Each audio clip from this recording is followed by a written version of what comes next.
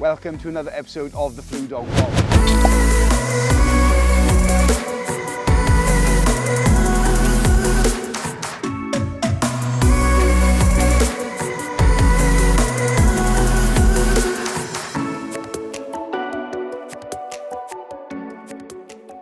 This month you join me in North Devon on the stunning Hatchmore fisheries, and this week I'm going to be targeting the top lake.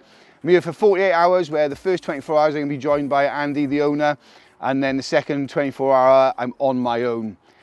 Slightly different venues, really small, really intimate, and very finicky fish. So I'm going to be using washing lines, really super sunk out lines, to hopefully catch myself one of these incredible top lake fish. As always with the Flew Dog vlogs, we're going to have a look back at what I've been up to over the last couple of weeks at Trakker, some of the new product launches and some adventures I've been up to, as well as an awesome French trip I did in my own personal time. But for now, I'm going to wait for this weather to blow over and then get these rods out, and fingers crossed for an awesome Hatchmore top lake fish.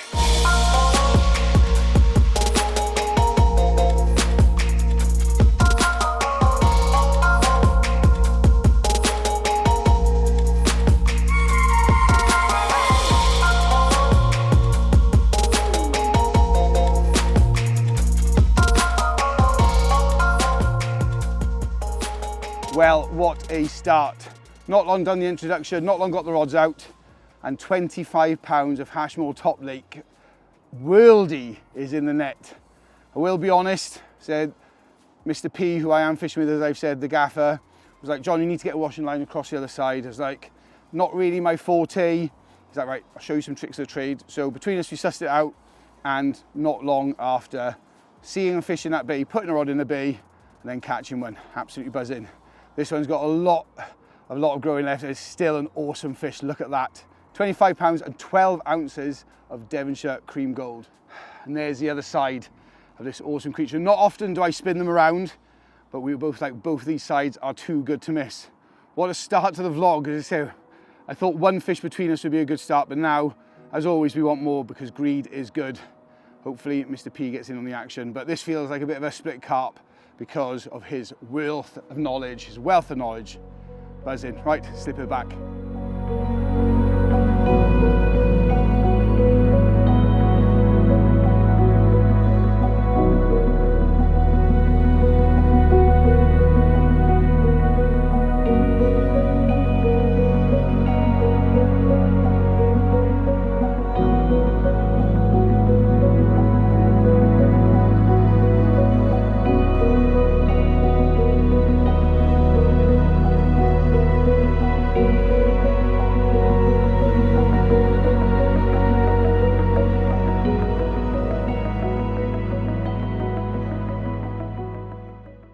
Right then, so sun is setting in front of me, and what an awesome first day. After looking around and deciding which end of the lake to go, and then getting the rods out quite quickly, to be honest. You know, Andy showing me yet again that washing line, how expertly he's got that nailed on. A couple of rods flicked in short, and yeah, having that 25 pounder has already made a great start to the video. So he's going to the first night, optimistic of what is to be. Yeah, fingers crossed as we go into the night, hopefully another fish on the bank.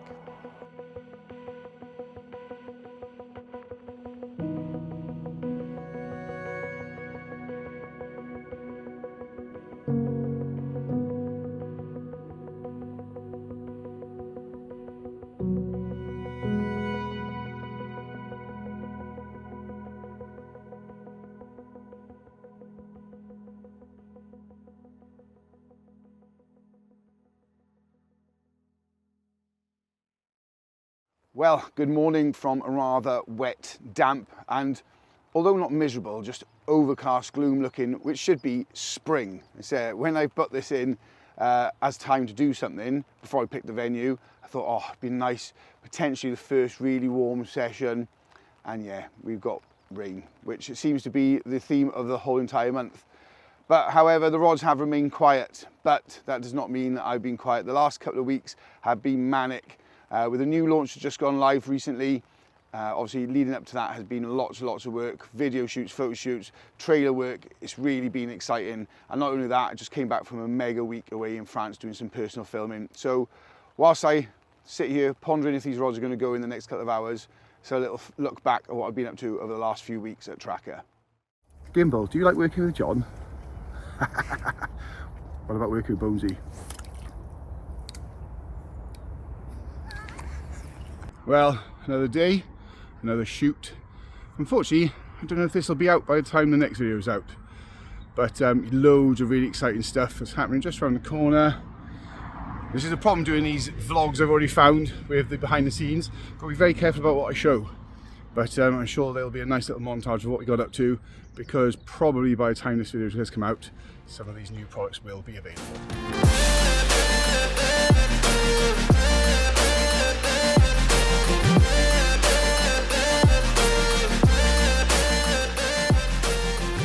Another glimpse into behind the scenes. Don't even hear that behind. The airplane's taken off, but currently setting up the big one show. Standard debate of where things go. Just load up loads of show boxes over there. And yeah, I won't have a load of time to do a lot of these because I've actually got to do some work. But yeah, big one show 2024 under the Trakker stand. Happy days. As well as loads of things going on with Trakker, I also managed to get out, give myself a few days on the bank, well, a week to be honest, away in France, one of my favourite fisheries, Winton's in France, where I was very lucky to have an amazing session. Yeah, that spot is absolutely rocking. Shallower water, pushed it in from sort of 10, 12 foot up into the 7 foots in the day.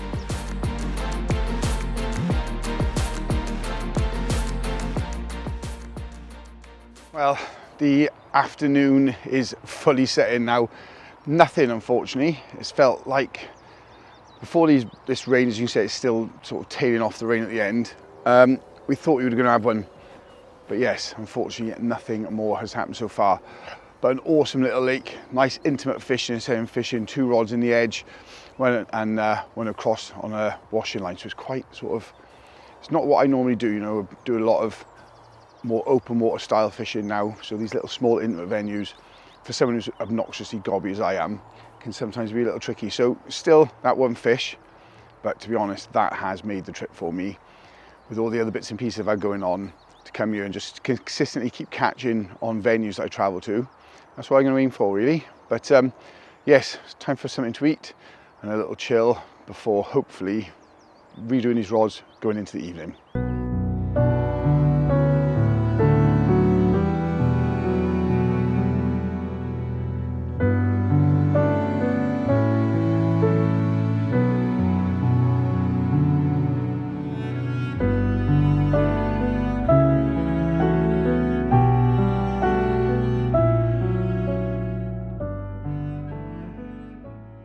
Well, unfortunately, it's back in the bivvy to sort of get out of this weather. It has been non-stop. And from what Parky was saying, the fish aren't massive fans of the rain. As a lot of these small pits, I don't know what it is, we were talking about this earlier. A lot of these small pits seem, when you get heavy rain, seem to switch off. When the rain stops, you can get bites. So this rain was due to stop about 4 hours ago. Yeah, it's been absolutely relentless. But the rods are in position. I moved one of the rods round to a spot on my right hand side now, as opposed to having them all straight out in front of me. Even though one, as I said, is on that washing line, still a lot of lines up this tight end of the lake. So I have swung one round to the right hand side, just off the bottom shelf. Parky said it's a great spot, so I thought we'd give it a whirl. But yes, quite an uneventful second day really. Saw one first thing this morning, saw some fizzing, then that rain came and it has literally flattened it. However, we remain optimistic going into tonight. I've got a nice chicken, Chinese chicken meal, and then a chill out, and just hopefully this rain that is meant to have gone hours ago gets gone, because it's an early morning bite time. So he didn't say there's a lot of fish comes out in the day, in the night, pardon me.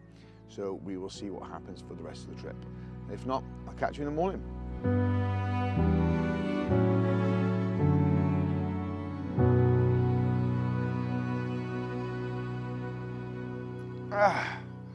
Well, first light bite. And say nearly, well, over 36 hours of nothing, and this little low 20 pounder really has picked the spirits. The weather has been atrocious, but this will probably be the last bite. I'm going to skip these rods in because the weather is set to absolutely empty the skies in the next hour or two, I'd rather be in the van on the way home than sat out in that. But another awesome trip down here at Hatchmore, a couple of cool 20-pounders and some behind the scenes footage of what we get up to at Trakker. But for me, this one's going to slip back and then I'm going to get in but for me, I'm going to slip this one back now, get in that van and get on the way home. Thank you very much, Mr. Parkinson, and thank you very much, Hatchmore. See you on the next one.